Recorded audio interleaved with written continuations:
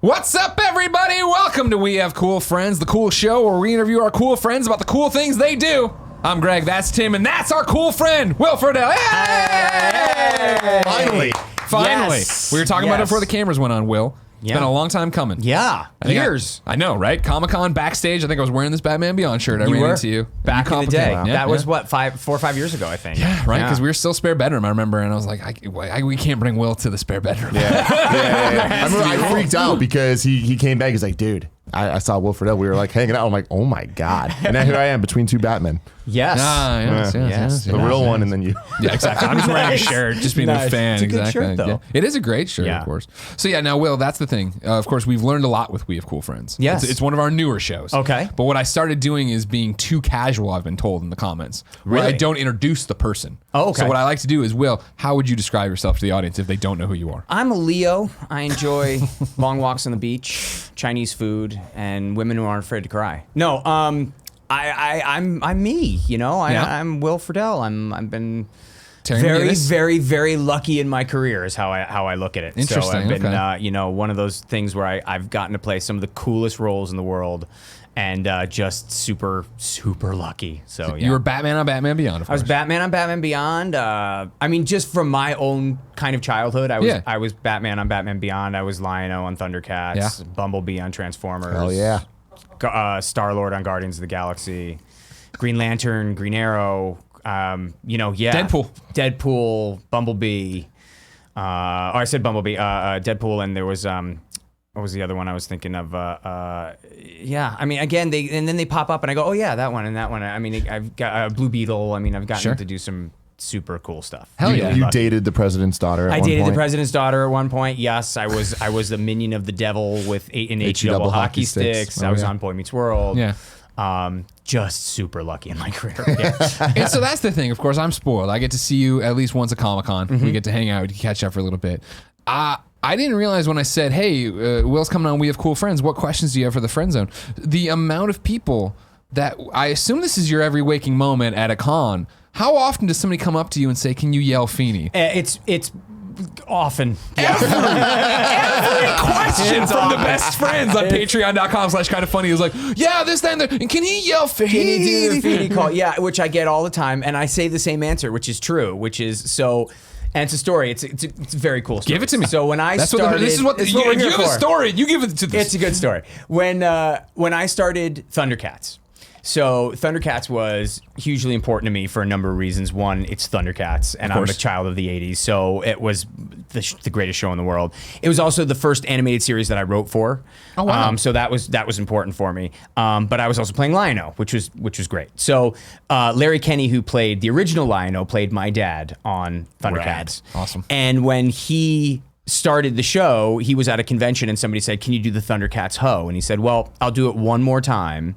And then it's Will's, so I can't do it again. Oh, wow. So when they started Girl Meets World, the girls did an episode where they had to do what's been called the Feeney Call.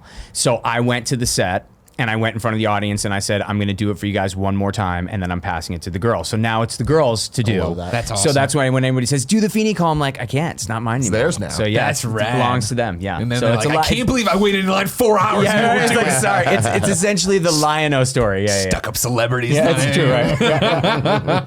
Of course, Pretty ladies and gentlemen, this is We Have Cool Friends, our cool interview show. You can get it each and every Monday on a variety of platforms. We do it live on twitch.tv/kindoffunnygames. You can get it later on youtube.com/kindoffunny, roosterteeth.com, and podcast services around the globe, including, of course, iTunes and Spotify, wherever you get it. Please, the show is still a little baby. It needs your help. So like it, share it, tell your friends, subscribe on the platforms you don't actually consume it on, all that jazz.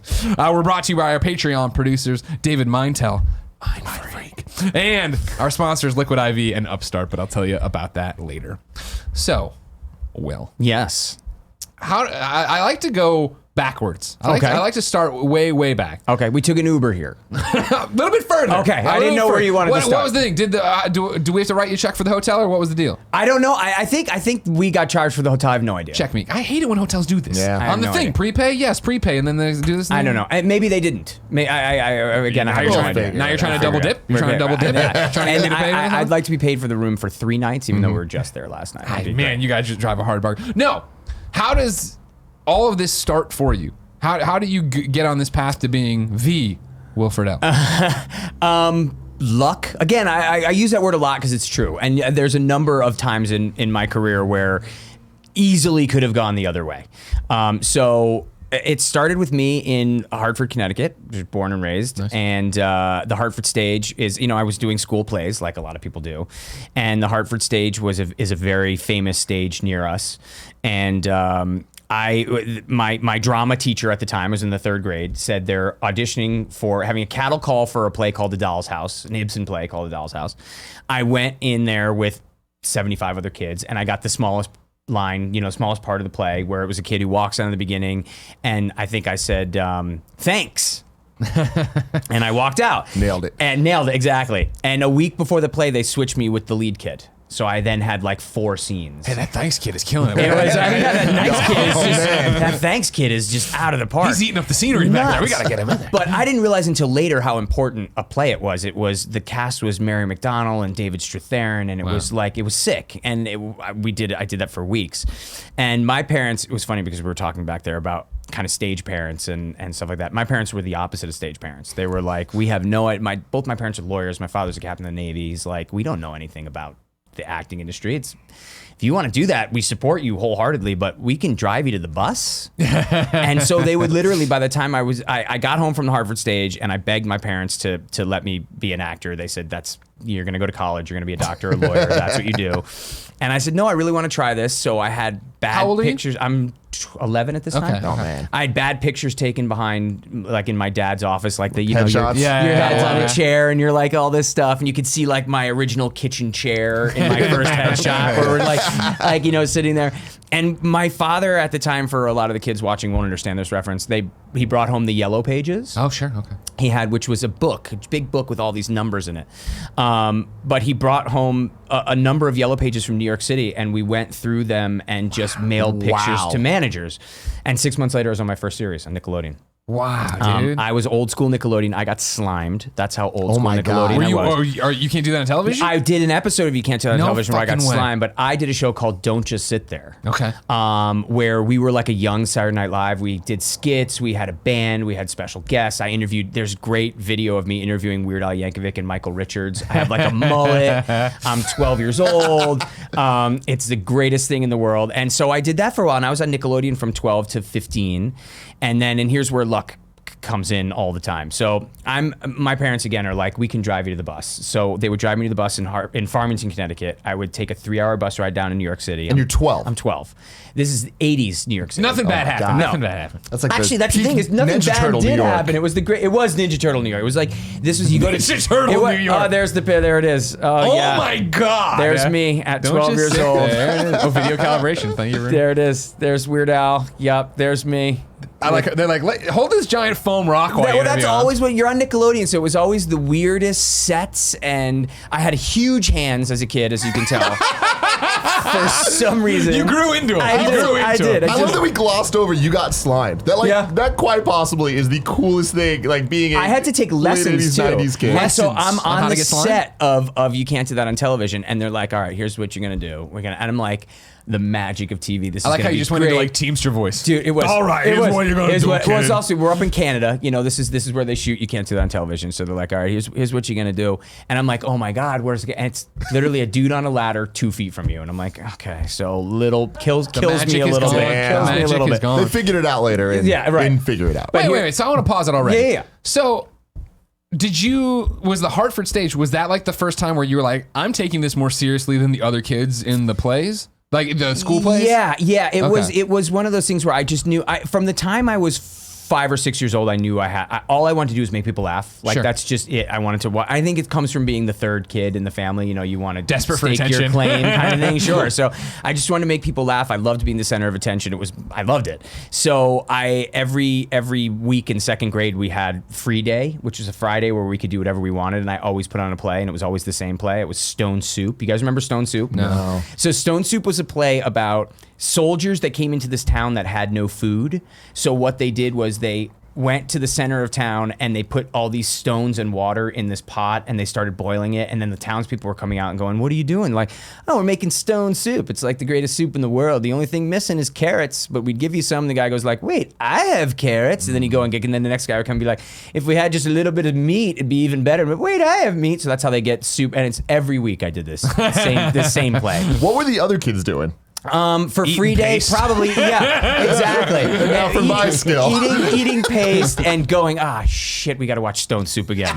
That's probably what they were doing. But and then we moved, and then when I moved to the new town I was in, there was an actual drama teacher. Still in Connecticut. Still in Connecticut. Okay. And my whole family's still like in Connecticut, that kind of area. So. Yeah, so then the Hartford stage, and the funny thing was I actually, and it's on my Instagram somewhere, there's a picture. I have a picture of Mary McDonald and I at 10. I'm 10. She's playing my mom. She's probably 30 something. And then I just ran into her at a convention again like 3 months ago. Oh, wow. And it's us in the picture again. And I brought the same hat and scarf that I'm wearing today. So it's like there's the two of them side by side of oh my God, there's Mary McDonald again. And she was the sweetest. I went up to her. I said, "There's no way you'll remember me, but this was me." And she's like, "Of course I remember you. You were so wonderful." She had no idea who I was. But she went out of her You way were to the make it. thanks kid for so long. No, that's my mom. But Close, that's close. Hey, Kevin's shooting blind over there. He's on your Instagram, right? That's The really first funny. step It's like, to happen. there you That's go. all I needed. There she is, There right there. it Yeah. is. So there's Mary and I again. But yeah, it was that moment of there's me on the left there with the hat and the scarf. But she then went around to everyone in the room like, "He was so wonderful in the play. You have no," and I just remember going behind her like, "She has no idea. No Yeah. idea who I am. No idea who I am." But it's really sweet. Like she went out of her way to pretend she knew who I was, which was great. But So you talk about the that bus was it. to New York, and then you're talking about going up to Canada. Like, when I was all are over your the parents place. just shipping you off and like, "All right, see you later. We're pinning a 20 to your coat and then hope it all works out." The coat, we had the 20 and my if lost students return. No, I had legal guardians everywhere I went. So it was like if my manager would pick me up at the bus station in New York when I got there most of the time. But I was so savvy that, again, New York in the 80s, a lot of homeless people. This is Port Authority. I was dropped off at like 42nd Street in 1986. This is bad New York at the time. This is not Disney Giuliani New York. hasn't cleaned it up yet. Exactly. So it was, the kind of thing where all the homeless people knew me by that point. I You would just get off the seriously bus. get off. You're like, "What's up, Jimmy?" They would. Seriously, they'd be like, break a leg today, Will. I'd be thanks. And I'd go get a slice of pizza at Sbarro because I thought that was like the New York pizza yeah, place. there we go. And I would then go on my audition. I'd walk in, they go, "You're too fat." I'd get back on the bus. I'd go back 3 slice of hours. pizza? Yeah, seriously.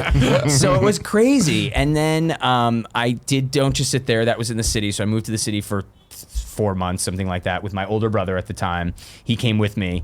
And then, was on Nickelodeon in some fashion or another until I was 15, doing different shows. They'd always kind of pop you around, like, "You're going to host this thing, and you're going to host that thing, and you're going to," when they opened the Nickelodeon studios in Florida, they sent us all down and we hosted like the 3-hour live show. So my job, I'm 13 and they fly us down to Universal Studios.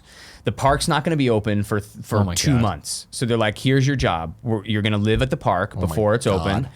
And we're going to give you a camera crew. And every day you're just going to go on all the rides and go to everything. Again, empty park. It's not open yet. You're just going to do that and we're going to film you doing that. That's your job." Was that as cool to you as it sounds to me now, or were you kind of like, "Oh, this is life"? No, it was as I'm cool. a thespian, sir. No, yeah, exactly. No, it was, they just gave 3 14-year-olds, 13-year-olds an amusement park for a month and a half here.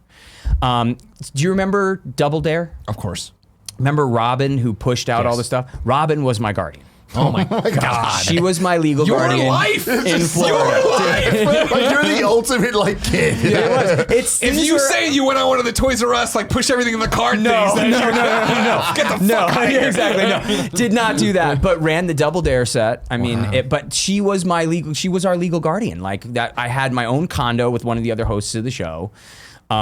Again, you'd wake up in the morning. "Oh man, I don't want to get up at 7:30 to ride Jaws 9 times in a row." That's how jaded you get as a kid. Yeah. And this is when all the rides weren't working right. So like you'd be on the ET that's still ride and it now. would get stopped like halfway, and you're like, "Well, I guess we're stuck on the ET ride for an hour." And then they're like, "Go. Hey, the store's open over there. Why don't you go grab a jacket, grab what?" It was like that was my life. It was ridiculous. And then went from there to working on Disney. And so, at 16, I got Boy Meets World. But this is where we talk about luck, is they shot, so I got a call in Connecticut. We're shooting a new show called The Untitled Ben Savage Project. Didn't even have a title. And they want you to come in for the older brother. I said, great.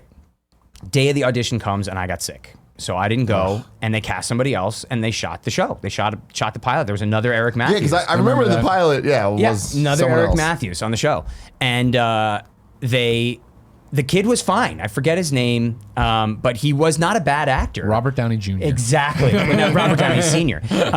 No, he wasn't a bad actor. He was just like a half an inch taller than Ben, and they wanted him to play the older brother, and they knew Ben was going to grow. They recast him again, and they called me again. I always tell people that kid is 5 inches taller, and I'm not sitting here right now. My entire life is different. Wow. So it goes back to luck. So flew out with my dad to audition for the show. The funny thing was, a year before, Michael Jacobs, who's the producer and creator of Boy Meets World, did a show. Remember the Torkelsons? Oh my God, yeah. So Torkelsons then became his live, the ABC version, which was called Almost Home. Brittany Murphy was on it, God rest her, and my friend Jason Marsden. So Marsden, I fly out to screen test for that. It's between myself, Jason Marsden, and Ryder Strong's older brother, Shiloh. And Jason gets it. And a year later, Boy Meets World, I look over, it's between myself, Shiloh Strong, and Jason Marsden. Again, the three of us. And then I get it. And that night, so I audition, I'm with my dad, I fly out from Connecticut, and they say, I walk out and I just look at my dad, I'm like, he's like, don't worry about it. What do you want to do? I'm like, I want to go to the Ripley's Believe It or Not Museum. Yeah, you do. So he's like, let's go. So we go there, and as we're about to walk in, he goes, you know what, this is 93. So he's like, there's telephones over there. Nobody had a phone. There's phones over there. Why don't you just call your agent in New York and tell him it didn't go well, that we're flying home, all that kind of stuff, and then we'll go into the thing. I went, You're great. in LA? In LA. Okay. So I go in, I pick up the phone, I call him, and I go, look, I just want to tell you. He goes, you got it. You got it. It's yours. What? This is amazing. It's already been picked up for 13. And I look, I'm jumping around. Oh my God, I got the part. And then I look at my dad, and my dad looks at me and goes, we got to find you a place to live. Yeah. What about Ripley's? You're moving. Yeah, so, no, we went. Oh my God. I was not going to not go to Ripley's. We went to Ripley's. But that phone bank were like the last payphones in LA. They got rid of them like a year ago. So I Yeah. used to drive by all the time and be like, that's the phone. awesome. Wow. But all of a sudden it was like, you have to move to Los Angeles. And again, both my parents' lawyers, they weren't moving out with me. I'm 16. So again, The Guardian, my oldest brother, one of my oldest brother's fraternity brothers was moving out to start a show at Fox. He was like 24 at the time. So they're like, he can be your guardian. He's over 18. A more innocent time. Yeah, it was. So we went to we found a place called the Oakwood Apartments, which is like a setup turnkey walk in. It is only actors and divorced men. That's only people that live there. And we Every other weekend, it's popping at the it's pool. true, yeah. It's true. And I've told this story before, but it's true. I was in my bedroom in Avon, Connecticut on Wednesday night. And on Thursday night, I was sitting around a hot tub with the Doublemint twins and the kid from Free Willy. And it was just like, what the hell just happened in my life? And all of a sudden, that was it. And I figured the show was picked up for 13. I'll be out there for 13 weeks. It's going to be a ton of fun. It was a kid show. We didn't know what was going to happen.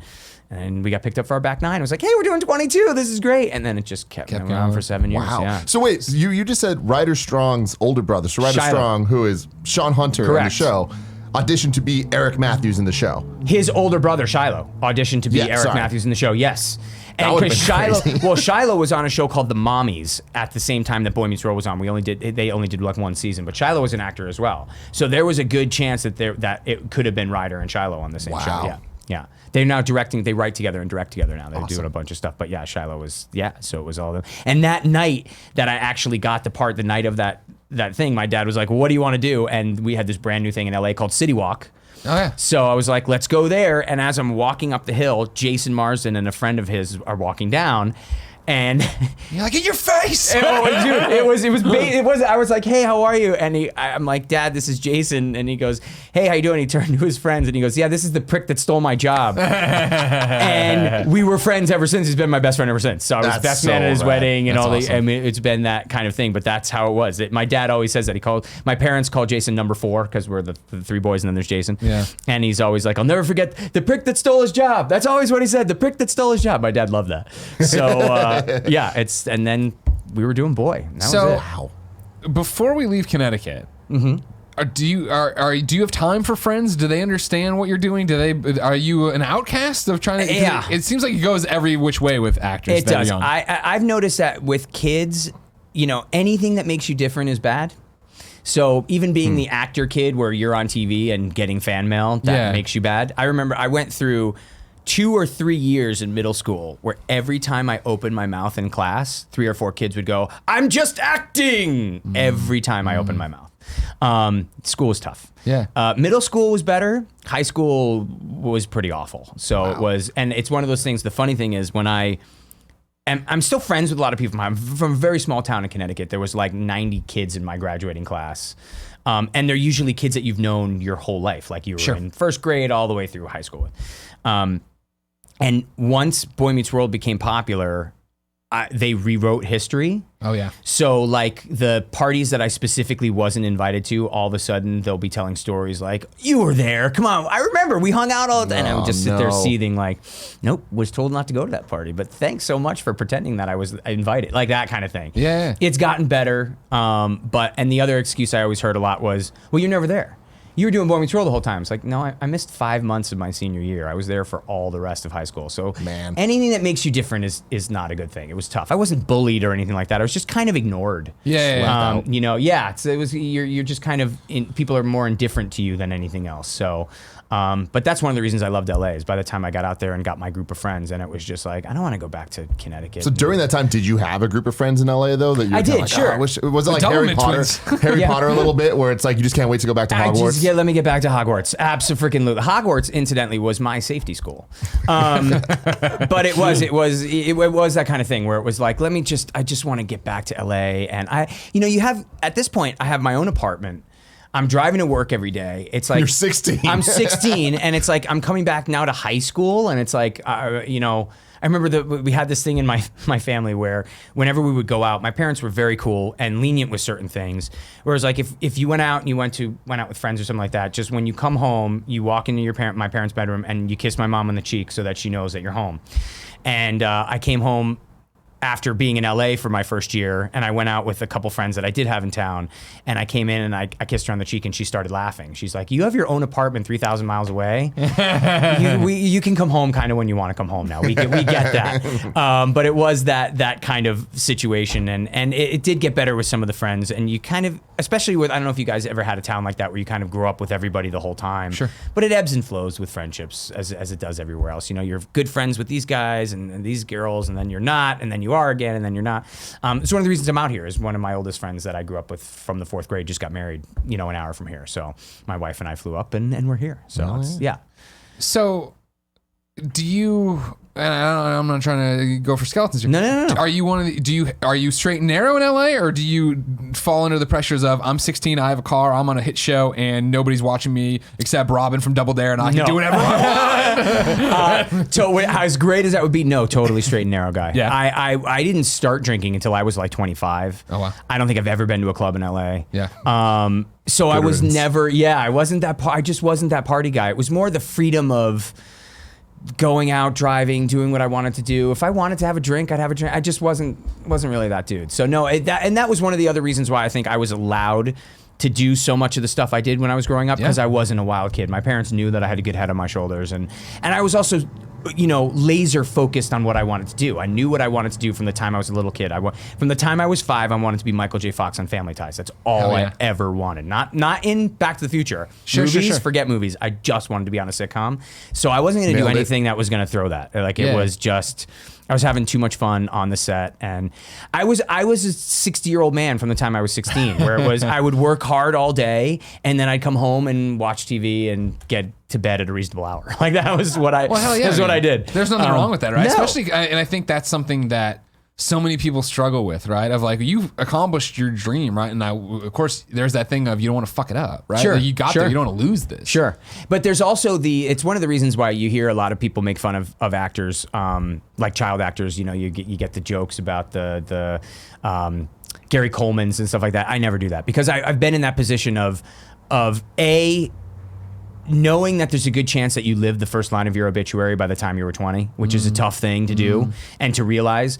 And the other thing is to know that, you know, we were a very close knit set, and we all had a good head on our shoulders. There were 11 cast members. This has unfortunately changed, but at the time there were 11 cast members. Nobody was from a divorced family. Everybody was from a tight-knit family. The families were always on the set. It was a cool kind of wholesome place to be, for lack of a better word. Sure.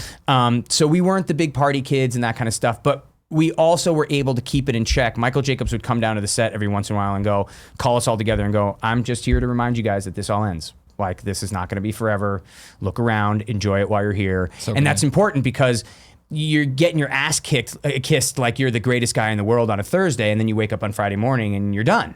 And for some of us, you were done. That was it. I've been, again, very lucky in my career and have been able to keep working, but for some actors, you don't. And you get that sense of, you know, there's the great statistic, a horrible statistic, but the 11 of the 12 men that walked on the moon got divorced almost as soon as they came back, because you kind of look back and you go, I just walked on the moon. Like, what do I do now? Yeah. So we had to make sure that none of us kind of fell into that trap. And we've been very lucky as a cast that none of us have really fallen into that trap. One or two, but not too bad. But yeah, I was never that guy where I just lost my shit and did a whole bunch of drugs. I had fun. Ryder Strong and I one time looked at each other and went, dude, let's go to Amsterdam. And we picked up and ended up I ended up staying and moving. I'd sold my first screenplay. I was 19 and I wrote the Winnie the Pooh movie for Disney, which just came out with, what's his name? Ewan McGregor? Ewan McGregor. Yeah, it literally just came out, and I didn't get any credit for it because I wrote it 23 years ago. That's my script that has been changed over and over and over the years. So I moved to Amsterdam to write the Winnie the Pooh movie, and yeah, I let go a little bit while I was there and had some fun, and you do that kind of thing. But no, I was just never that guy. Was there a point in the mid 90s, like in the middle of Boy Meets World, where you're on the cover of magazines and stuff, that it like got to your head at all though? Once. And this will show you what my family is like. I was 16. It was the first time I was home after the show. I was with my girlfriend at the time, who was Jenna Von Oy, who played Six on Blossom. And I said something egotistical. And in front of her, my brothers picked me up and dunked my head in the toilet and flushed the toilet. They gave me a swirly right there. And they're like, no, like that's ain't gonna happen in this family, bro. It's not gonna happen. And from that moment on, I was like, nope, not gonna allow that here. So it's tough not to, but I think at the same time, if you have that solid base and your family or whatever you have to look to that keeps you grounded, you can kind of see the absurdity of it. It's a wonderful absurdity and one that I was so lucky to do, but it's crazy what we were doing when you're 16, 17, you're on the cover of magazines and you go, man, I'm really thirsty, and 4 people come to bring you water. I mean, it's ridiculous. So if you can keep that in your head, and that's what Michael Jacobs was doing, like, this is not real, this is gonna end, enjoy it while you can, that really kept us all kind of our feet on the ground, because you can lose it real quick going, yeah, man, I'm the shit. It's like, no, you're just the flavor of the month, and you got to make sure that you remember that. When you get picked up, right, you get the gig, you're jumping around outside Ripley's, believe it or not. When you go and start making the show, do you think it's just a job? Like, I know this is always such a nebulous question, but like, did you understand in any way, like, this is something special, this is something different? I think this is, no? None of us did. And to be honest, the audience didn't either. I always equate our show to, like, do you remember Wings? Of course. So Wings was on for 47 years. Tony Shalhoub. People don't remember. Well, he's a baby. Yeah. He's a child. But that's what I mean. So Wings was on for 8 years on NBC, like in prime time, and everyone goes, Wings? That was Boy Meets World. Monsters. We were the Wings. Roy was the bad guy. ABC. Thank you. It launched Tony Shalhoub and everybody. Tim Daly, Superman. Daly, and it was a phenomenal show. But it just kind of kept going, and that was Boy Meets World. We had no publicity. Anytime they'd throw another TGIF show on, it always got more publicity, whether it was Sabrina or Family Matters or anything. We were just kind of the show that kept going, and because we were under the radar, we kind of got away with some stuff, which was great. We could leave the set 5th or 6th season of the show, and the 4 of us go to a mall together and maybe get recognized once or twice. It wasn't until the show ended And then it went on. It was either Disney Channel or ABC Family right after the show ended. That's when it started to really gain momentum. The show is more popular now by far than it ever was when we were on. That's crazy. So we didn't know. We had no idea what we thought. We were just kind of making our show. And to be honest, and it's either Danielle or Ryder talks about this at the conventions that we do. There was, because it was just us and we were entertaining ourselves, it seemed like, there was no pressure. So we were just kind of screwing around and having fun. And there's certain scenes where you see us cracking up and laugh because we're going at each other. We're entertaining each other. Yeah. And it made for, I think, a better show. So, yeah. That's crazy because it feels like, especially for my generation, and Tim's a little bit younger than me, but like, Boy Meets World was such the backbone of TGIF. It's amazing. And that's what you're talking about. I think it just kept going, right? Yeah. And there was these other flavors that I think they're the flavors of the week that come and go and do these different things. But Boy Meets World is always the one that was there. And it would be that thing that was like, it is, for that generation of people watching TV, a second language. You know what I mean? In the same way you'll sit there and talk about Simpsons quotes, me and my friend Poe will sit there and talk about Boy Meets World things. That's crazy. See, and we knew none of that going in. And Michael Jacobs would tell us, he said, you guys will never realize this, but we're making this generation's Happy Days. And we were like, no, you're not. Wow, Come yeah. on. And he was right in a way. Totally. I mean, We were. that's the thing is, like, I guess you're putting this in a way that I hadn't thought about before, but in the same way that me being born in '89, like a lot of my friends, we got the luxury of getting to play all the original Nintendo games at once. Like, we got to play Mario 1, 2, and 3 at once. We got to watch Little Mermaid, Lion King, and Aladdin as if they were like they're just out by the time you could actually understand what's going on. Yeah. And with Boy Meets World, it was when it came to Disney Channel that I would watch, and like the new episodes that were on ABC, I wasn't watching. Yeah. That's the thing, is everybody, so we just kind of, we finally made the cover of TV Guide. It was either the cover or a big story in TV Guide 7th season. So, I mean, we didn't have any of the publicity. One of the things that was, Ryder Strong became very popular in the teen magazine, so that gave us a little bump in the middle. But other than that, we just kind of kept going. It's great. Man. And so while this is happening, and I guess this is always another question that's weird, right? You talk to somebody like Nolan North, right? He tried to be a real actor. It didn't work out. Washed up, was on the soap opera, was just terrible at it. Somehow falls ass backwards into voice acting, right? Clearly you've got chops for live action, right? But like, do you think of yourself as just an actor? And then, so like, how does the voice acting start? How do you, because that's like what you do the majority of the time now, right? I feel like it's everywhere. I keep going back and I keep going to the word luck. And Batman Beyond, another perfect example of luck. Bruce Timm is the creator of Batman, the animated series, and Batman Beyond has a green light to do this new show. It was greenlit right in the room, and they said, go make a teenage Batman. And his wife was a huge Boy Meets World fan, and said that's the guy you should get for Terry McGinnis, and he's got a great voice, and you should bring him in.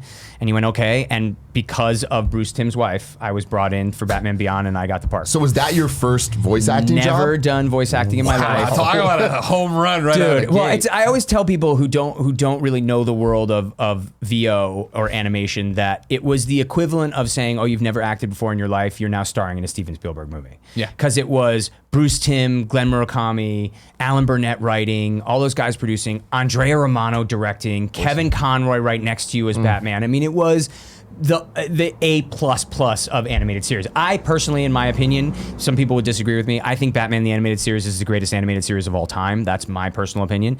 So to go from there to their next show, knowing that I was starring in it, was crazy. I didn't know how to sit. I didn't know, and that's Kevin became my total mentor in VO.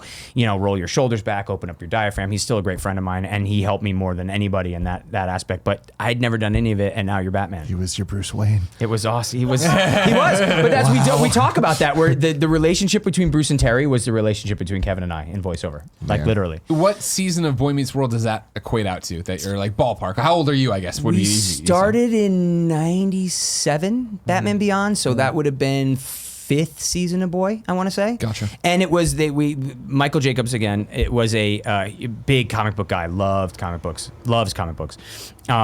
So there's actually an episode right after I started recording where Eric looks to his date, and goes, "I'm Batman." And he put that in because he knew I was recording the show. That's awesome. Yeah, so it was, I was doing both of those at the same time, but it was, and then the most horrible thing was we'd shoot, I'd record Batman Beyond on Thursday morning, and then we'd shoot in front of the live audience Thursday night, and both shows ended on the same Thursday. So I literally went and recorded my last Batman Beyond on Thursday morning and drove to the last taping of Batman of Boy Meets World that night. Yeah. Wow. You just go It was home a tough and cry Thursday. then? It was a tough Thursday. Yeah, I don't think I had any tears. It was such a tough Thursday. That's the thing with animation. I still had a good year and a half of ADR and all that stuff like that. But the actual recording we finished the same day. So now you're talking about, coming into that first VO role, learning it all. Did you understand at that moment how big this was? That it was a Batman cartoon, let alone Bruce Timm, let alone the sequel to the animated series? Yeah. No, it wasn't until I was probably the second or third recording where I saw the other actors that Andre is bringing in, that it's just every week you're with these amazingly cool people that you're kind of going, damn, this is big. Yeah. And then after the fact, you get into, because there was some serious hate for Batman Beyond at the beginning. Sure. And this is kind of pre-internet, so it was more like people shouting at me on the street. I'm kidding. But the write-in campaigns. Say hello again. Hey, you that stupid Batman kid. But it was, teenage Batman, and oh my God, what are they going to do? And then there was a lot of, the power's just the suit. So there was some hate for Batman Beyond. And then by a third or fourth episode, people were like, wait a second, this is actually pretty damn good. Well, I mean, again, I know, for the youngins who are listening or watching, it's hard to wrap your head around what it was like growing up then, but you didn't get Elseworlds takes. You didn't deviate from the formula, right? Because there were so few superhero cartoon comic books, movies, shows, cartoons that, of course, you wanted to go what was tried and true. Because I remember even when, the animated series did it where it aged up and became Batman and Robin, changed the suits, right? That was a big deal for everybody too. That was huge, and bringing doing? Robin in and all that kind of stuff was enormous. I mean, it was definitely a jump in the world. But that's always what Bruce wanted to do. Bruce was always kind of pushing the envelope, and he was kind of doing that, But yeah, it was also coming off the heyday of the 80s cartoon, which is, I know every generation says they had the best cartoons, but I think mine did. I mean, it was Transformers and G.I. Joe and Mask and Mask. One of the greatest shows ever. Nick Scarpino's going to punch through the wall in a second to talk about Mask. It's the greatest. So all that kind of stuff, it was just so important in my life to then kind of do a Batman cartoon for my first ever. I didn't even know it was going to be my first. It was just, I was doing cartoon. Sure. Was pretty incredible. Yeah, I think when you look at Beyond and what it set up, I don't think it's happenstance that people who grew up watching that or came of age watching that are now the same people who can understand going to the movies and seeing the MCU and understanding different universes and Spider-Verse and all that. Because it was the idea that okay, cool, I'm watching this and sure, it's a possible future of the animated series, but it doesn't mean it is, right? Right. And it was something, I mean, the thing I always loved about it was Bruce Timm always saying that Batman Beyond took place 50 years from now, whenever now is. Yeah. So you turn on the show now and Batman Beyond is 50 years from now. Cool. Then it was 50 years from now. So I love the way he always explained that kind of stuff to keep it going forever, which I think is really cool. And I also know that it was a super important show to them personally. It's the one where if anybody says to him, hey, what show have you done that you want to do more of? He always says Batman Beyond, and so does Glenn, because it was the only show that was completely and totally their creation. They created Terry, they created all these characters, created all the villains. It wasn't based on any kind of prior Batman lore. Right. So this is one that I know is hugely important to them, and one that we just love doing. Yeah. Hopefully you get to do more.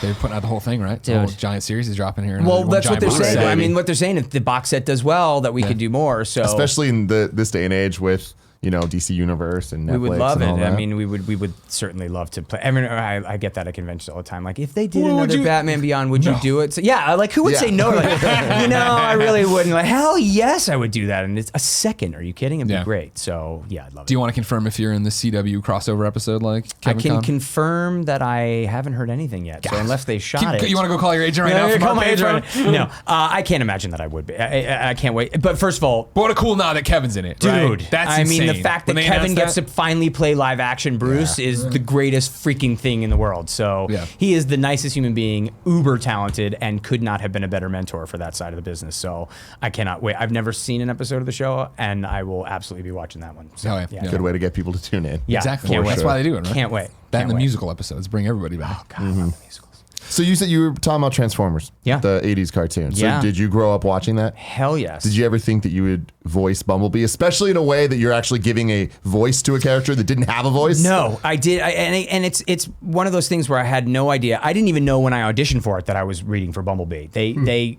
hid it because they didn't. It was for Transformers Prime, the first time he speaks, which is another phenomenal cartoon. It's so good. If you haven't watched Transformers Prime, I think it's available on Netflix still. It's the greatest Transformers I would agree. media that The exists. iteration of that is amazing. The cast. Nolan North. Nolan. Again, Nolan North and Kevin Michael Richardson. And I mean, the cast is just one. Assumably, it's just one after another. They're so good. But when they put the audition out, they called me and they said, we want you to come in and read for a character called Blue Streak. Which he ends up playing. Right. So I went, okay. And I went and I read again. They came back like, one more. I went, all right. And I know all the producers and everything. Like, I was like, you want me to come back again? They're like, we really would like you to come. I was like, okay, one more. And then I get a call from my agent. They're like, all right, so you got it. I was like, okay, that was a lot of hoops this time. They're like, yeah, it's not for Blue Streak. It's Bumblebee who's finally going to speak. And then roll right into a movie and then roll right into your own series. I was like, oh. And I only had to come in 3 times? Really? So that was pretty awesome. The only thing that I hated was the fact that even I didn't get to record with the cast. They were already done. Oh, so they waited as a big surprise to then, bring me in, and then Bumblebee speaks, and then I'm not going to spoil it, but does something very cool at the end of Prime. And then we did the movie, and then we went right into Robots in Disguise. So it was just, it was totally cool. Awesome. Yeah. So I feel like we're missing a part of this thing here. So okay. Batman Beyond. I Ubered here. I know. Batman Beyond is your first VO acting role. Is it that you fall in love with it and want to do more of it, or is it that you just okay? Well, there's a couple big chunks missing. One, I fell in love with it, and I was like, I could do this for the rest of my life. The other is when I was 23, 6th season of Boy. So if you go and rewatch Boy Meets World, I'm thin, and then I come back and I'm like 40 pounds heavier. And everyone's like, oh, he ate a lot. What actually happened was I got hit with a horrible anxiety disorder just out of nowhere. It just knocked me on my ass. Oh, shit. And I had to be medicated to even get in front of an audience. What was my favorite thing in the world of being in front of the audience all of a sudden became just the scariest thing in my life. So pause the VO stuff. What happened? Were you just chilling one day and then the anxiety hit? In the middle of a take. They used it in the film so I can go first panic attack. Gee, I was shooting a movie called H.E. Double Hockey Sticks. I'm in a scene with Gabrielle Union, and just normal day of work. Everything's completely the way it was supposed to be, and the whole world flipped on me just Holy shit. Instantly. And it was the only one I had that was like a Tony Soprano one where they yelled cut. I went, I have to go to my trailer, and the world spun and I passed out. It's the only time that's ever happened to me before. And they called the doctor down. I was like, something just happened to me. I think I just fainted. Something happened. They called the doctor down. He said, I think you had an anxiety attack. I went, no, it's cancer. I have a brain hemorrhage. I mean, when you've never had an anxiety attack before, you're dying. You're convinced you're dying. So he said, no, I think it was anxiety. He said, look, it's not. He goes, he gave me 4 1 milligram Ativan pills for the next month of shooting. And so the problem is when you don't know what you have and you've had an anxiety attack and you don't know it's an anxiety attack, you start to what I call spiral. So you're just in your head and then you can't sleep. And that's one of your triggers for more anxiety. So it's bad and bad and bad and bad and bad. So I went to my doctor when I got home, obviously. He said, you're having an anxiety problem. I said, it's not that. This is before everybody kind of knew what a general anxiety disorder was and all that kind of stuff. And then he pulled out this card and he goes, well, read these symptoms and tell me if it's something similar to this. And I read it. It's like, yes, whatever disease you just handed me the pamphlet for, it's this. And he turned it over. It's like, it's anxiety. So I had to start getting medication and I took it every day. And the problem is you start to gain weight and you gain weight. So it ebbs and flows, much like friendship anxiety. It's something you'll deal with for the rest of your life, but there's times it's really bad. There's times it's okay. And are you still on medication at this No, time? not for years now. Okay. I haven't been, which is great. I came to the point one day where I just went, I'm gonna have anxiety. There's times I'm gonna have an anxiety attack. I have a pill if I need it as needed, but I couldn't take the pills every day. There was too many side effects. I just didn't like it. Sure. And I'm not one of those people who's like, don't take medication. It saved my life at the time. So it did exactly what it was supposed to for me. And if it's helping you, stick with it. But I just couldn't do it for me anymore. And it was more mental realization that this is now a part of me. It's like a limb. I wouldn't know what to do. It's been 20 some odd years. I wouldn't know what to do if I woke up tomorrow without anxiety. I would have no idea. So it just became a part of my life. And I love the VO so much that at the time, I was auditioning. I've told this story too before because I think it helps people who are dealing with it for the first time. Do me a favor, just say it's exclusive. Just say I've never told this story before, ever. But the last thing I did on camera, the last big thing I did on camera, I was auditioning for a show, mid bad panic attacks. And I got there and I read, and I had a huge anxiety attack in the middle of the audition. And I went, I'm done. I can't. I was like, I can't do this anymore. I'm killing yourself stress-wise. Like, I have to walk away from this. I had never done this at an audition before, but there's a line where you leave your cell phone number, and I wasn't thinking, and I actually left my cell phone number. So the next day, I'm in my backyard, and my cell phone rings, and I pick it up, like, hello, and it's the producer of the show I'm auditioning for, and they're like, we loved you. We want you to come back for the screen test tomorrow. Instant panic attack. And I'm like, I'm in Mexico. I'm in my backyard in LA. I'm like, I'm in Mexico. I can't come in. And I'm like, what do you mean? I was like, I can't. I'm sorry. I left. Thank you very much. I couldn't find the character anyway, so it's not for me. I appreciate it. Thank you so much. And I hung up the phone. 90 seconds go by. Phone rings again. It's my agent. What the fuck, man? I didn't like the part, and so I took off. I'm down here in Mexico. He's like, you got to get back. You got a screen test. I was like, I'm fine. I'm sorry. It's not for me. Thank you. Hung up the phone. I'm like, thank God. 90 seconds later, phone's ring. It's the producer again. Okay, forget the screen test. We're giving you the part. Jesus. It's yours. You just have to be here tomorrow for a wardrobe fitting, and the table read, and we're shooting next week. Nope, I can't. Panic attack hits again. I can't do it. I didn't find the part. Thank you so much. I hung up the phone. That went on all day. Finally, I just went, I'm not fucking doing it. I hung up the phone. Show went for 7 years. What show was it? I don't say. Okay. I don't know the rules. I don't, and the reason I don't say is because the person that they cast, I don't want this guy to know that they had asked me first. First of all, he was phenomenal. There's a real good chance maybe they would have fired me and cast this guy anyway because it seemed like he was perfect for the role. But it's not fair to him to say what it was. Fair. Why wouldn't you put your cell phone? Why? Because you didn't really do it. Like, you'd walk in and you write it's kind of a list, and it's like, who's your representative and that kind of thing. And cell phones are kind of like relatively new. So it's like, you don't normally leave your number. It's like you call your agent, but I, for some reason, wrote down my number. So now there's producers calling me. And I realized at that moment is like, all right, you got to figure out what you're doing here, because what's going to happen in your life? Are you going to deal with this? Are you going to deal with, and that's really kind of where I threw myself into voiceover. Gotcha. Because it was, at least when you're a creative person and you no longer have the outlet that you've had your entire life, you start to feel creatively pregnant, for lack of a better word, and you just can't give birth. It's like I had no outlet for it. So voiceover saved me, where it was like, at least I could act, I could do that kind of thing. And then if you want to jump forward in this part of the story, then Girl Meets World came around, and that's when Michael Jacobs called me, and he's like, if you're ever going to come back, I mean, it's the same cast, it's the same crew, it's the same set teachers. It's like, you're just coming home again. And I of course held out. I went, I'm doing a lot of writing. He said, I know you're right now. I was writing Transformers at the time, Teen Titans Go, writing a whole bunch of writing Transformers, or Thundercats. And he's like, I said, I want to write. He goes, tell you what, if you do 3 episodes, we'll let you write one. I went, okay, that seems fair. Then I was like, oh shit, I just agreed to be on camera again for my first time ever. How long? Yeah, what? I didn't realize was what had happened. It'd been years since I was on camera. Years. When the call in the backyard happened, Boy Meets World had already wrapped. Yeah. This was like 2003, I want to say 2004, maybe something like that. Now, jump forward in my personal life has now gotten, my personal life wasn't bad before. I was just a recluse. I never left. Now my personal life I was married by this point. I'm in a wonderfully stable relationship. My wife is hugely supportive of me.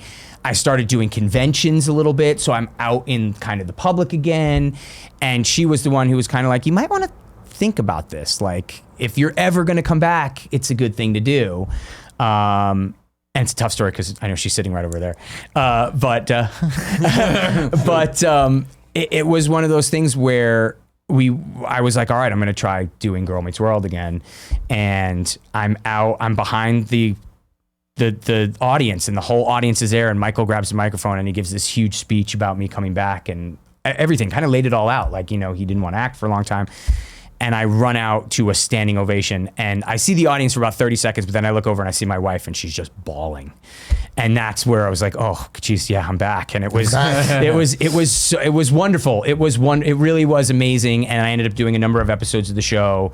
And then I started working out again. I started doing all this, and now I'm getting back on camera again. So there's a bunch of stuff kind of happening now. That's really exciting. And it's one of those kind of like here we go again. And it's knowing that I have anxiety, knowing I'm going to have a panic attack. I'm flying later today. This is for this summer. This 6 weeks has been ridiculous for us. Today when I fly home, and it's my 14th plane in 6 weeks. Jesus.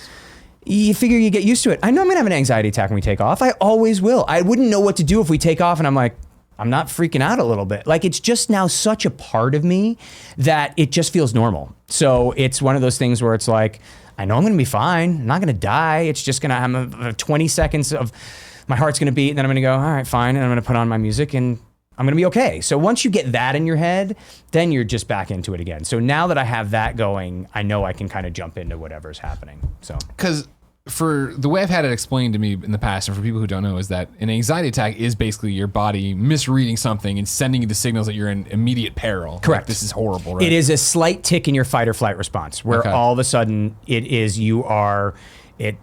just exactly what you said. You're, for no reason at all, you have to save your life right now because your life's in danger, and when it's not. It's just a boost of your serotonin. Gotcha. So it's one of those things where once you know that and go in, you just kind of, now it's just, and I've said this before and it's true, it's just annoying. It just pisses me off more than anything else. It's like, oh God, we're going to do this now. And the more that I talked about it, and I've said this to anybody out there with anxiety, the more you talk about it, it's just like, it's like pulling the curtain down from Oz. It's just, the other thing is, especially in Los Angeles with actors, is if you're at a table with 10 people and you go, yeah, I deal with anxiety, 6 go, yeah, I do too. I mean, it's so prevalent that it's just, there's no reason to keep it taboo anymore. And with the second you talk about it and do everything, then everything gets better. And then that rolls into doing more projects, and then you're on camera, and then you're doing all that kind of stuff. So with Boy Meets World, like it being so long, I think especially with Eric's character, there's like 3 distinct phases of his character. Yeah. Oh, and God. I feel like it kind of goes from the like, oh, gee shucks, I'm just trying to do good, to like, I'm the hot guy, to the fat, dances funny, with squirrels. Plays with squirrels. Yeah. Plays with absolutely. squirrels. Did that all happen because of your real life situations? No. Well, no. What really happened was, I think when the show started, Eric didn't really have a character. He was like kind of the cool older brother that Corey looked up to, and I was making out with a different girl every week. Like, that was my thing, was there was just like brother, girl, that 2 scenes an episode, there you go. And then it was kind of weird, but all of a sudden they realized that I was funny, so they started to write more of the funny kind of side. And then when they really get to know you, they realize that I'm just a total freak and a goofball. So that's what they really started to write for me. So I love to say, like, yeah, plays with squirrels. Who knows where that came from? But that's like me, like hiding me in the hiding me in the couch, and all the ridiculous stuff is like they were like starting to write for Your me. Your wife nods. Yeah. It's true. There's some great theories as to why Eric changed, and there's 2 of them that I love. One of them is like, you think about and you're like, wow, metaphysically, like the wonderful kind of nuance of that makes sense. The other one, you go, oh, I kind of like that. So the first one is, Boy Meets World is done from the point of view of Corey Matthews, who's the younger brother.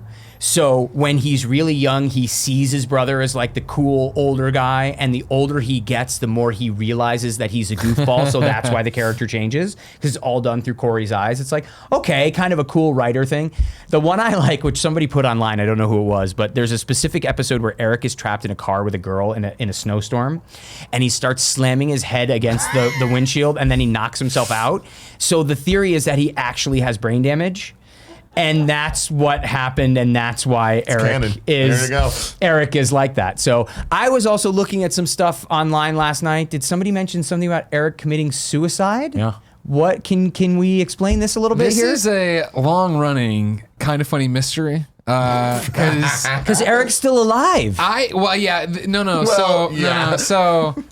it's one of those that gets it's a struggle between, did I dream it or did I really read it? It's one of those, because I've had enough conversations with people who have never heard of this theory. Welcome to Greg Miller. This is Greg Miller. Okay. But there was a theory, I swear, that I read from a huge Boy Meets World fan tweeted me about something and whatever, and I went and read her blog about it, that there was a rumor that Eric was going to commit suicide on this show and have one of those, like, a very special episode of Boy Meets World, where he went upstairs depressed and then came back down super slap happy. And they were like, they at the last second chickened out, and that's how Eric deviated into 2 different characters.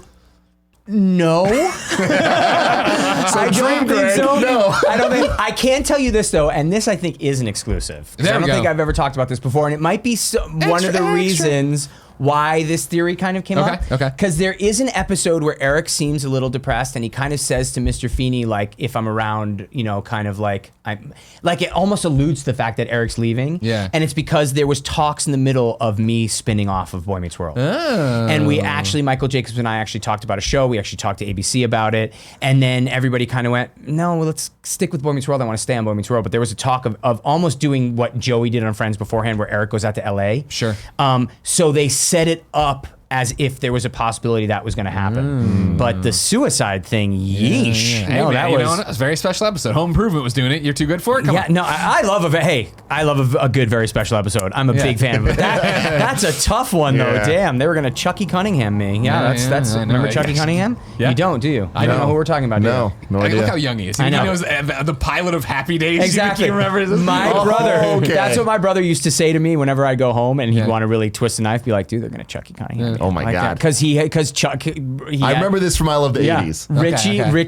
Richie had a brother who literally went upstairs with his basketball one day and never came back downstairs. And whenever he wanted to twist the knife, that's what my brother would say. Be like, Well, that's why I was Boy so Meets World I was has going to that. say, when you did it with Morgan, that was always, right. that But that's was a why we long made time out. fun of that, which was Yeah. so great. Where she comes in and she's like, I was up there for a long time. That's a long time out, out. and we'd always like give her the second look, like, does she look different to you? Like that Yeah. kind of thing. Yeah, Yeah. that's So we funny. did that. Yeah. You were saying that Kevin Conroy is kind of your Bruce Wayne Yeah. in terms of the voice acting stuff. Is Feeney? Yeah. Feeney? Yeah. Oh, God. He is. Bill Daniels Hold taught on, me more. the friend zone is where we bring in the questions from the audience. Oh, all right? okay. And I'll let you know.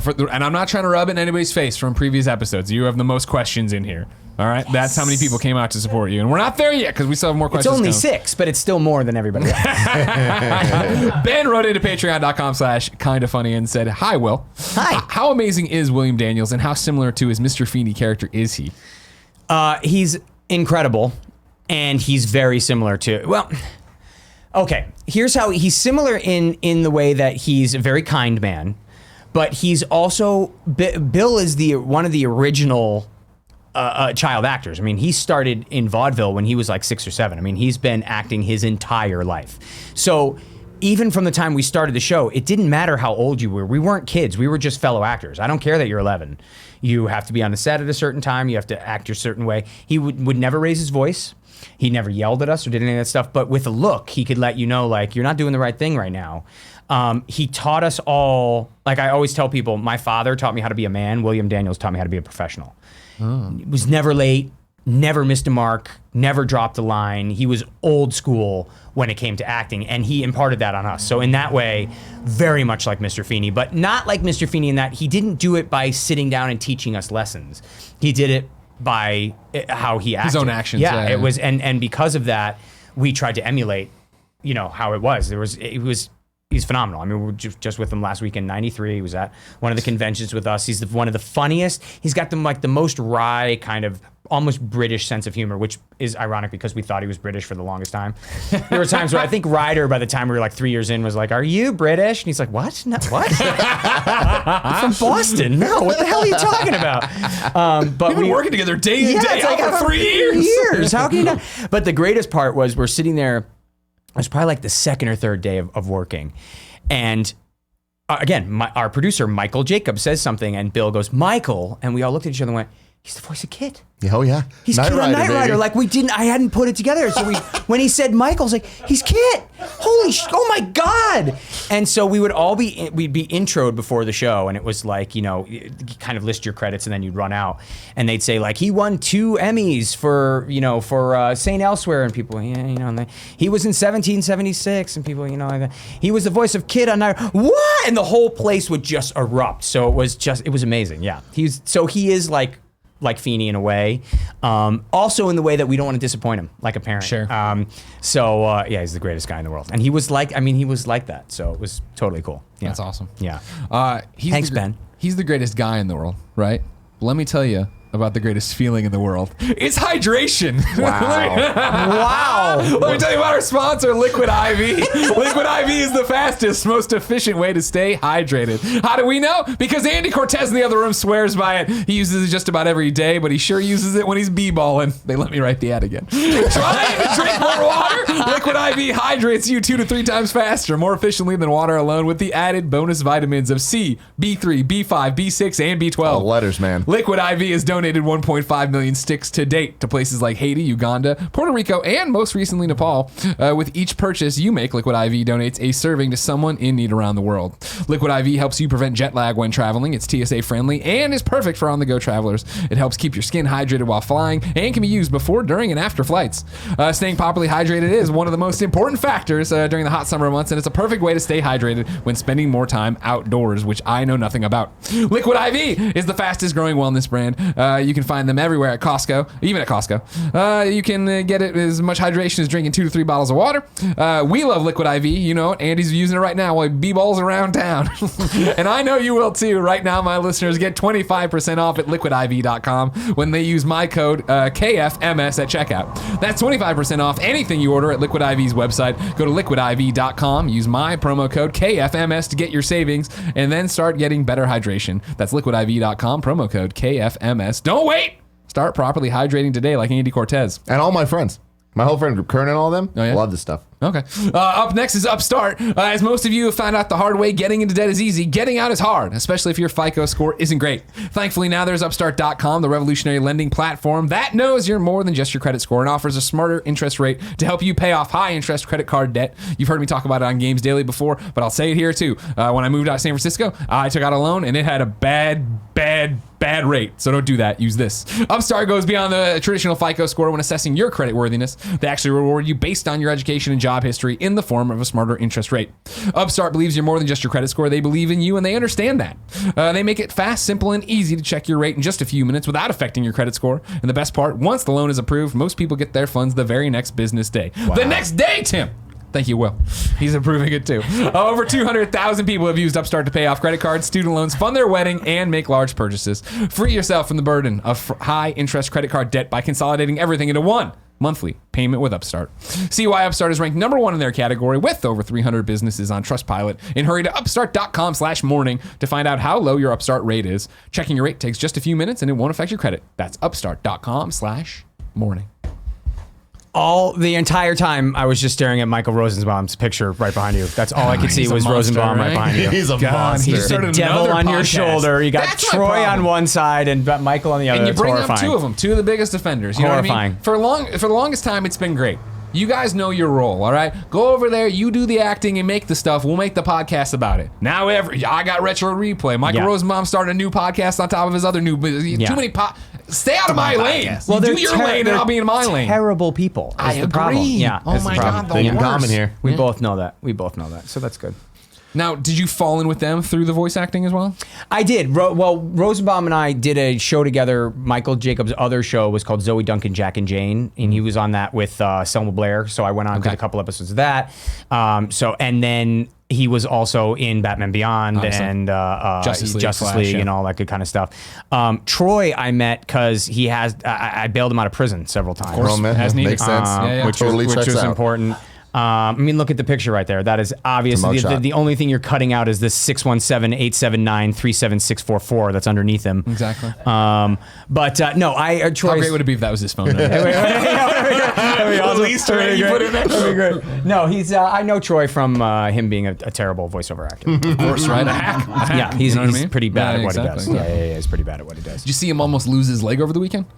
He fell down and did something. Troy fall down, go boom. I heard about Did you that. see this? Yeah. No. He put up an Instagram photo of his leg all saw patched that. up, bleeding through the Band-Aid. And so then I immediately went to Twitter. I put in Troy Baker, and sure enough, him and Nolan doing the old Aladdin routine from RTX. Is there video of him doing it? Oh, yeah. So does he wipe? I mean, No, he is like, if this is the front step of like the thing he walks up to get on stage, and he just misjudges it, and he slips and then shin right into the side of the stage. it's because he sniffs cool. But A he lot of doesn't people don't know even, that. he keeps singing right there. He doesn't move his leg because he's like, oh, I'm hurt. And he just keeps singing, and Nolan comes over, and then after they finish the song, he gets up.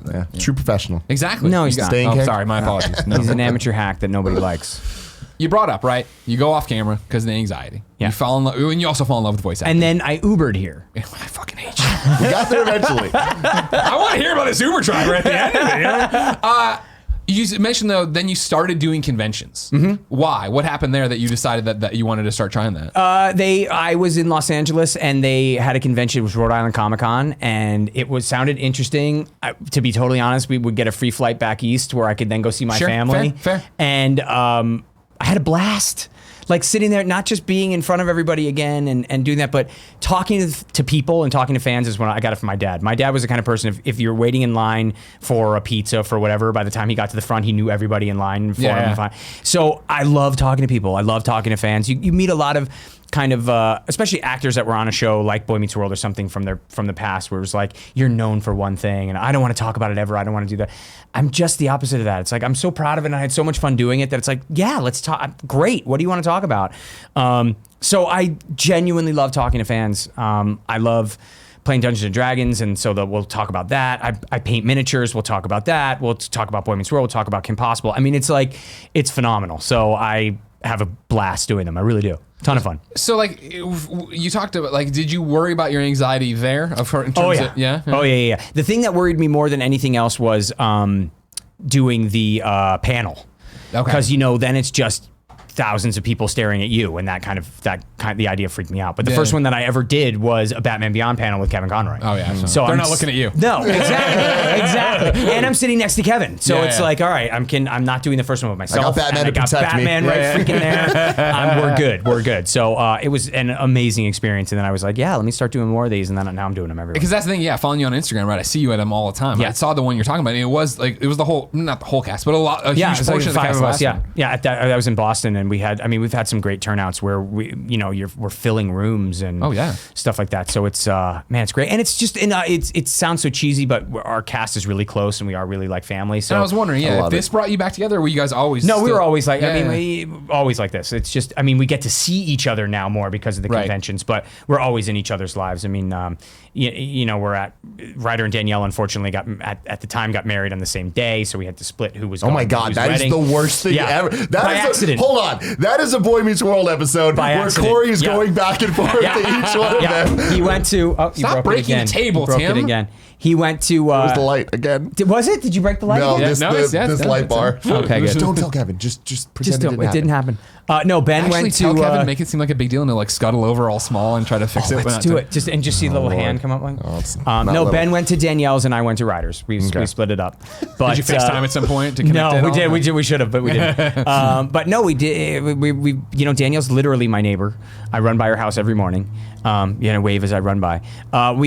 We're all very close. So awesome. It's fun that the conventions bring us together in fun cities where we look out. We're like, let's go get food in Boston. All right, we're out here now. We'll go here. So having a blast. It's awesome.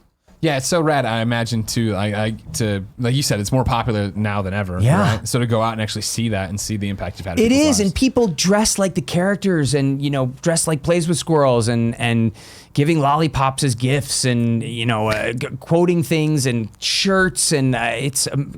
How often do you get the Good Looking Guy song? I get that quite a bit too. Yeah. One of the first songs I ever downloaded off Napster. I don't know why that was my go-to, but I'm like, you know what? I need that theme song. All right, I have all the world's music at my fingertips. I can have it for free. I'm going to get the Good Looking Guy song. It was great. It's fantastic. You don't regret it. Yeah. You live your life by it. So earlier you were talking about the Feeney thing where obviously you get that so much. Yeah. What are some of the other questions you get just all the time? Well, we get questions like, are you guys really close? And did Corey and Topanga really date off camera? Which they didn't. You get a ton of why did Eric's character change? You get that, and then the one we get all the time is what's your favorite episode? We get that quite a bit. Which is actually all four of us have the same favorite episode. Obviously, we call it the Scream episode. I see it. Obviously it's the Halloween episode. Yeah, that was our favorite. With Fifi. It was with Fifi. Yeah, who was my girlfriend at the time, Hewitt. Oh, really? Oh, yeah, we were together for years. Yeah. So that was towards the end of our relationship, but it was so funny because I'll never forget. Here's another insider story. Michael Jacobs said to me, he said, we're bringing your girlfriend on the show. I went, all right. He goes, you think you're going to be together forever, aren't you? I'm like, yeah, I think so. He goes, yeah, I just want you to know I'm going to kill her. I went, what? He goes, you heard me. I'm going to drop a bookcase on her. I'm going to kill her. I went, okay. All right, why? And then after we broke up, he goes, I kind of did that on purpose. I wanted you to see the metaphor of what I thought your relationship was going to be. Jesus. So I dropped the bookcase on her. Oh my God. Yeah, he was that guy. Well, of course, when you're 19 or whatever, you assume whoever you're with is like, I'm going to be with you. And everyone 22 and over is going, yeah, good luck with that. But yeah, so we also didn't have an audience that week. We shot it like a film. We kept just trying to make each other laugh. It was awesome. Yeah, we had a ton of fun. You talk about questions you've gotten a lot, right? Yeah. I wonder if you, and I know this is obviously testing it, if you've ever gotten this before. Because I didn't even put it in the friend zone because it was such a weird question. But now that we're into questions you get all the time, Jordan Snyder wrote in and said, is the scene in Boy Meets World where Minkus learns to time travel canon? I need to know. And then he includes a YouTube link if you don't remember this. I don't remember this at all. Kevin, I'm putting it into control right now. It's like one of those post-credit scenes. Like, you know, the credits are rolling. And he learns to time travel? Yeah.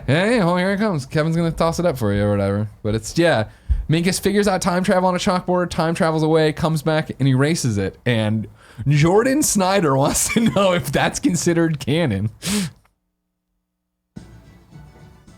Wait a minute. Maybe time isn't a continuum. Maybe it's a random repetition of moments. I think I've got it.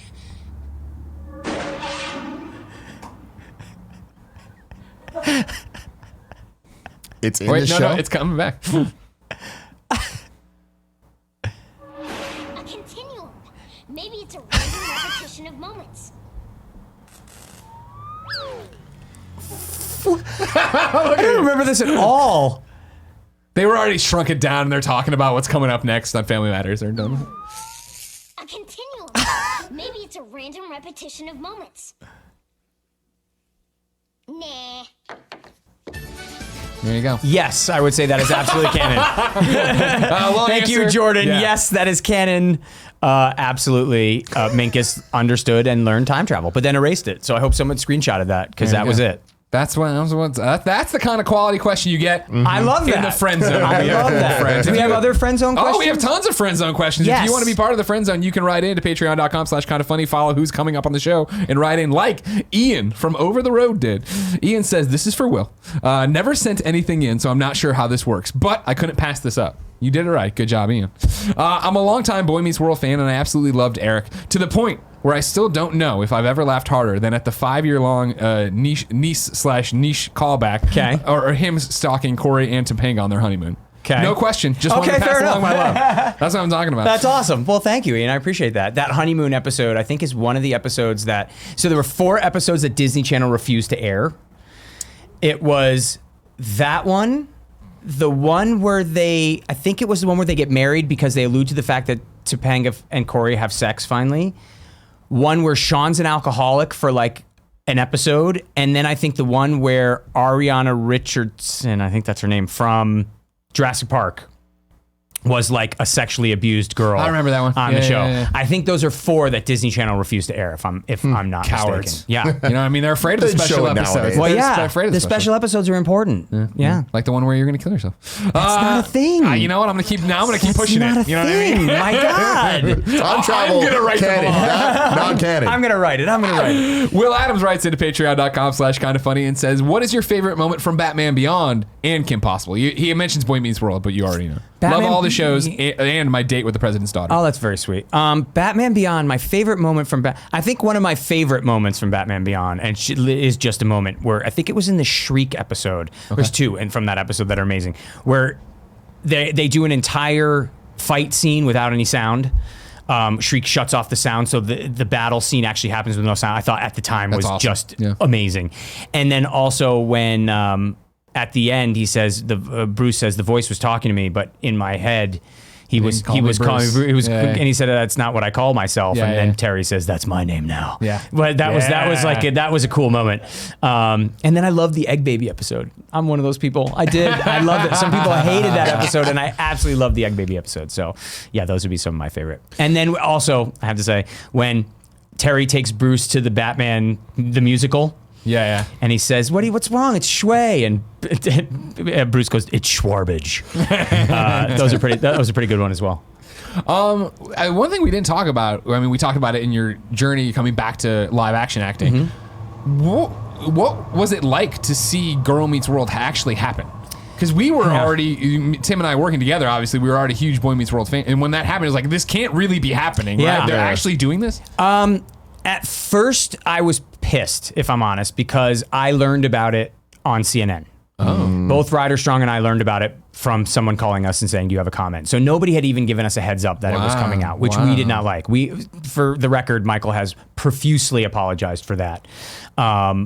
But that was a big oversight. So it was like, really? We're getting called from the news and we don't know what the hell's going on. Then it was kind of like, don't mess with Boy Meets World. I mean, we did so much for so long and it was left perfectly. And I still think, because again, I'm a television freak. I love TV. I love sitcom.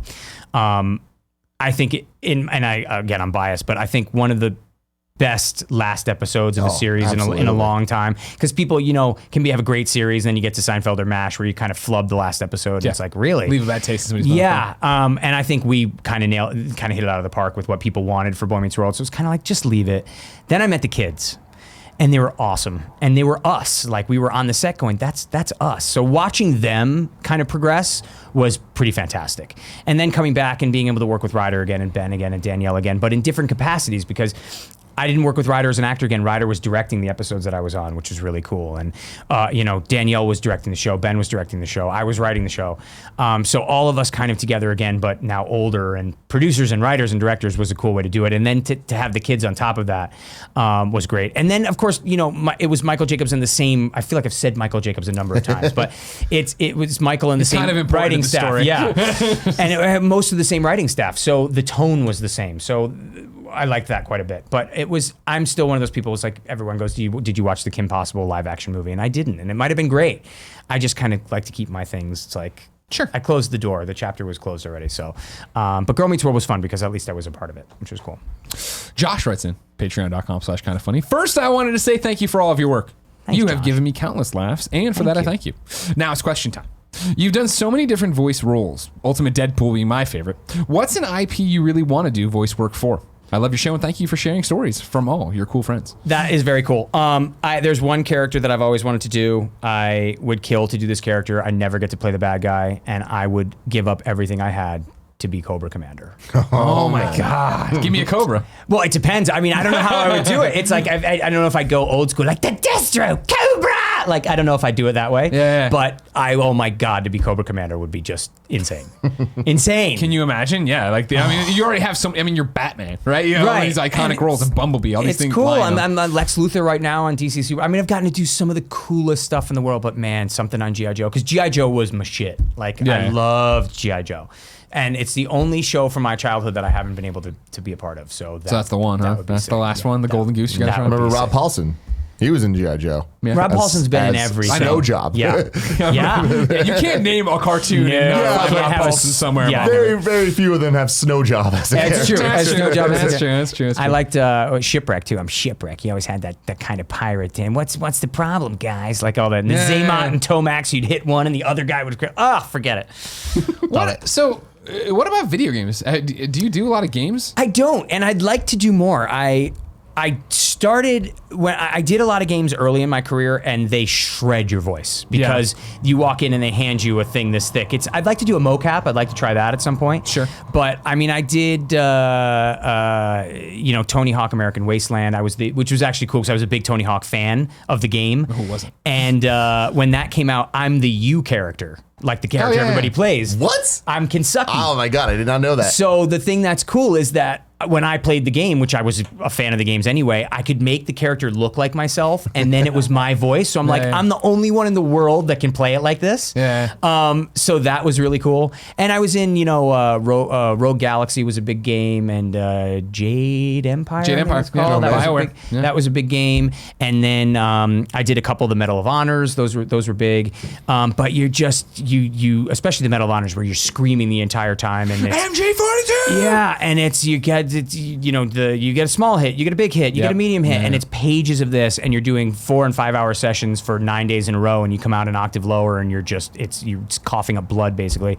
After a while, I was like, God, I can't do this anymore. But I'd like to get back into it because the games have gotten so much more intricate since I've been there, and I think putting on a mocap suit and actually acting out a game would be pretty cool. Hell yeah! But Troy takes all the jobs because he's awful. I know him, Nolan, Nolan, another one. They're just two and that's the thing is you've got to get into that click. You know what I mean? Yeah, if you yeah, can get and like here's the question that the final question too is from Trey. He says, I don't have a specific question, but can Will talk about his time with the Critical Role crew and his life with D&D?